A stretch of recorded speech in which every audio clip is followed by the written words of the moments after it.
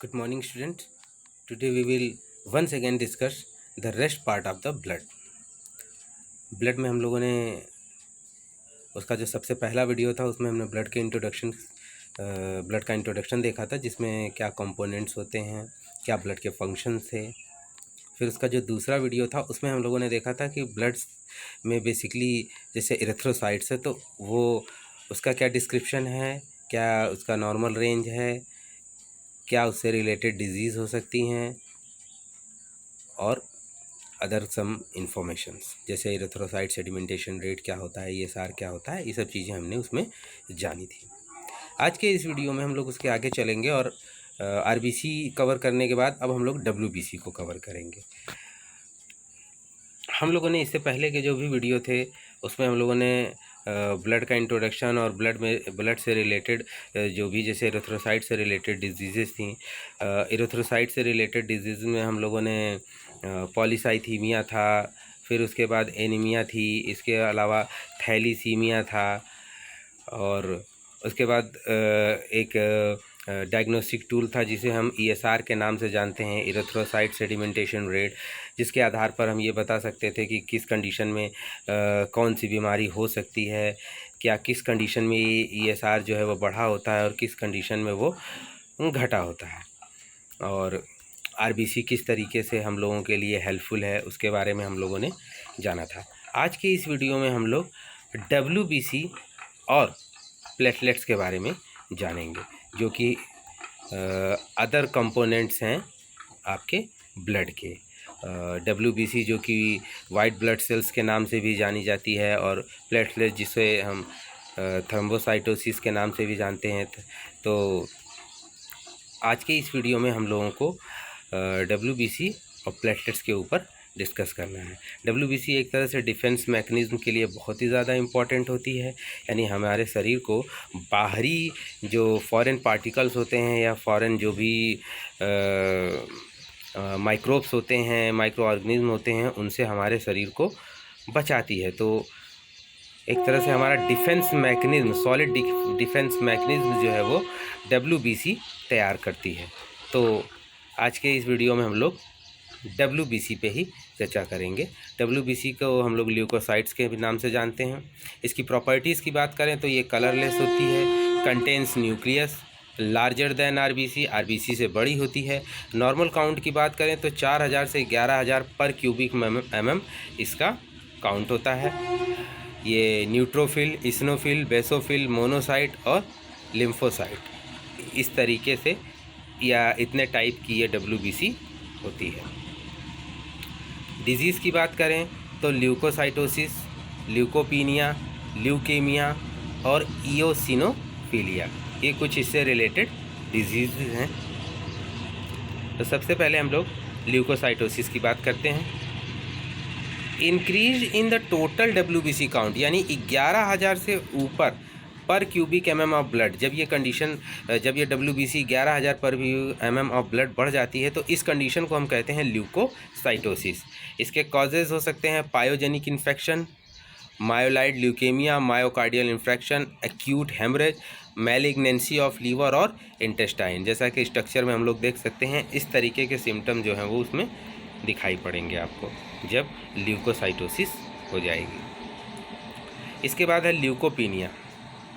Leucopenia जो है वो decrease in total WBC count, यानी टोटल जो डब्ल्यूबीसी काउंट है उसकी जो अमाउंट है या जो लेवल है वो बिलो 4000 पर क्यूबिक ऑफ ब्लड, यानी 4000 से भी नीचे जब कंडीशन चली जाती है डब्ल्यूबीसी की तो हम कहते हैं कि ल्यूकोपीनिया है। इसके लिए जो कॉजेज हैं बेसिकली इन्फेक्शंस है, एप्लास्टिक एनीमिया है, मैलिग्नेंट लिम्फोमा है, मल्टीपल माइलोमा है, सेंसिटिव टू ड्रग जैसे सल्फा ड्रग्स के प्रति जो ज़्यादा सेंसिटिव होता है उनमें ल्यूकोपीनिया की कंडीशन देखने को मिलेगी। अब बात करेंगे हम लोग leukaemia. Abnormal increase in production of WBC, मतलब एबनॉर्मल मतलब बहुत ज़्यादा मात्रा में ये जब हो जाती है, इसे मैलिग्नेंट डिसऑर्डर के नाम से भी जानते हैं। बेसिकली इसमें जो कॉज होता है वो रेडिएशन यानी एक्सरेज के कई बार ये इन्फेक्शन या ये कंडीशन जो होती है कि डब्ल्यूबीसी जो होती है इरेगुलर ग्रोथ करने लगती है। केमिकल्स लाइक बेंजीन जैसे केमिकल्स के कंटामिनेशन से। Drugs use in cancer, some drugs होती हैं जो कैंसर ट्रीटमेंट में यूज़ करती हैं, उनके साइड इफ़ेक्ट के रूप में हमको ल्यूकेमिया देखने को मिल सकता है। रिट्रोवायरसेस से ये हो सकता है। और जेनेटिक सम वॉट, ये जेनेटिक डिसऑर्डर भी है, जेनेटिकली भी इसको हम देख सकते हैं। ईओसिनोफिलिया की बात करें तो इंक्रीज नंबर ऑफ ईओसिनोफिल्स की जो काउंट है वो बढ़ जाएगा तब। जब हम लोगों ने पहला वीडियो देखा था उसमें हम लोगों ने ईओसिनोफिल के परसेंटेज को क्या काउंट होता है उसको देखा है। तो उसकी नॉर्मल रेंज से जब ये बढ़ जाती है तो उसे ईओसिनोफिलिया कहते हैं। इसमें जो कॉजेज़ होते हैं allergic asthma, skin disease, drug allergy और पैरासिटिक इन्फेक्शन। तो ये कुछ कॉजेज़ हैं जिनकी वजह से ईओसिनोफिलिया देखने को मिलती है। इसके बाद है lymphocytes. Lymphocytes are non granular leukocytes होती हैं, present in blood and lymphoid organs and many tissues.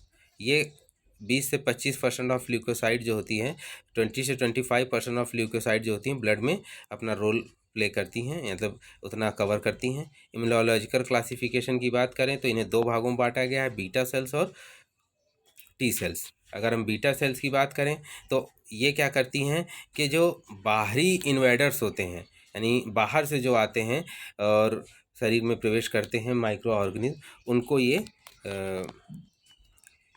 ख़त्म करते हैं, उनको अटैक करते हैं।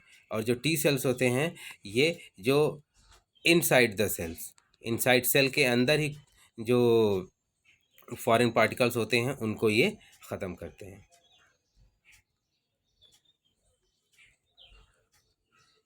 अगर हम लिम्फोसाइट्स के फंक्शन की बात करें जैसे टी सेल्स, तो have thymus specific antigen on surface. इनके पास थाइमस स्पेसिफिक एंटीजन होता है इनके सरफेस पे। Undergo blast transformation with phytohaemagglutinin. ये ब्लास्ट ट्रांसफॉर्मेशन फाइटोहीमोग्लूटिनिन के साथ ये ब्लास्ट ट्रांसफॉर्मेशन करते हैं। कहने मतलब है बहुत ही तेज़ी से ये अपने आप को फैला सकते हैं। Beta cells have immunoglobulins on their surface. इनके ऊपर इम्यूनोग्लोबुलिन्स होती हैं। Have microvilli on their surface. इनके सरफेस पे माइक्रोविलाई होती हैं। Undergo blast transformation with endotoxin. Endotoxin के छोड़ते हुए, मतलब इंडोटॉक्सिन रिलीज करते हुए ये भी असंख्य में या इनॉमरस ग्रोथ ये भी तेज़ी से कर सकते हैं। इट डिपेंड्स अपॉन द किस तरीके का इन्फेक्शन इनको फेस करना पड़ रहा है। अब अगर हम एबनॉर्मलिटीज़ ऑफ लिम्फोसाइट्स की बात करें तो लिम्फोसाइटोसिस, लिम्फोपीनिया, ल्यूकेमियाज ऑफ लिम्फोसाइट्स और लिम्फोमा, ये सब इसकी डिजीज़ेस हैं जो हमें देखने को मिलती हैं जब ये इरेगुलर हो जाती हैं। लिम्फोसाइटोसिस की बात करें तो जो इसका एब्सोल्यूट काउंट है वो 4 × 10⁶ पर ml से जब जो बढ़ जाता है, तो एब्सोल्यूट काउंट जो होता है वो इससे बढ़ जाता है तो होता है। इसमें pertussis, lymphatic leukaemia, chronic infection, measles, mumps, rubella and chicken pox, ये सारी कंडीशंस जो होती हैं इससे एसोसिएटेड होती हैं, मतलब ये इन कंडीशंस में ये बढ़ जाती है। इसके बाद अगर हम लिम्फोसाइपीनिया की बात करें तो इसमें क्या होगा कि 1.65 × 10⁶ पर ml से इसका जो एब्सोल्यूट काउंट होगा वो नीचे गिर जाएगा। और ये बेसिकली एसोसिएटेड होते हैं जैसे ACTH, एडिनोकार्टिकोटॉपिक हार्मोन जो होते हैं उनके एडमिनिस्ट्रेशन से, हॉटकिन डिजीज़ होती है, एक्सेसिव रेडिएशन होता है। इन सब कंडीशंस में ये जो होती है घट जाती है, यानी थ्रोम्बोसाइटोपिनिया देखने को, ल्यूकोसाइटोपिनिया देखने को मिलती है। अब है प्लेटलेट्स। प्लेटलेट्स की बात करें तो यह है थ्रोम्बोसाइट्स के नाम से भी इसे जाना जाता है। ये राउंड शेप्ड सेल्स होती हैं with biconcave surface, having diameter of 2 to 4 micron, do not have nucleus, इसमें न्यूक्लियस नहीं होता है। एवरेज लाइफ स्पैन ऑफ 5 से 10 डेज होता है और स्प्लीन के थ्रू इनको डिस्ट्रॉय किया जाता है। नॉर्मल काउंट की बात करें तो 2 से 5 लाख पर क्यूबिक mm इसका नॉर्मल काउंट है। जनरल फंक्शन की अगर हम बात करें प्लेटलेट्स की तो the function of platelets is the maintenance of haemostasis. Haemostasis maintenance करना है। Platelets help in blood clotting, blood clotting, wound repair, घाव को रिपेयर करती है। Platelet secrete platelet derived growth factor PDGF, granule secretion, adhesion and aggregation, procoagulation, cytokine signalling, phagocytosis, transport of enzyme and proteins critical for clotting, formation of a platelet plug to slow blood loss, contraction of a clot after it has formed, which then reduces the size of the vessel break। कहने का मतलब है कि अगर हम देखें तो mostly जो प्लेटलेट्स का काम होता है वो ब्लड क्लॉटिंग के लिए ही रिस्पॉन्सिबल होता है। ये वो सारे फैक्टर्स को सिक्रीट करती है जिससे ब्लड जो है वो क्लॉट हो जाए। जब भी कोई कहीं से कट लग जाता है या ब्लड जो होता है वो वेन से बाहर आने लगता है एक्सीडेंट या किसी तरीके से डैमेज होने पर, तो वो बेसिकली ब्लड क्लॉटिंग के लिए ही रिस्पॉन्सिबल है।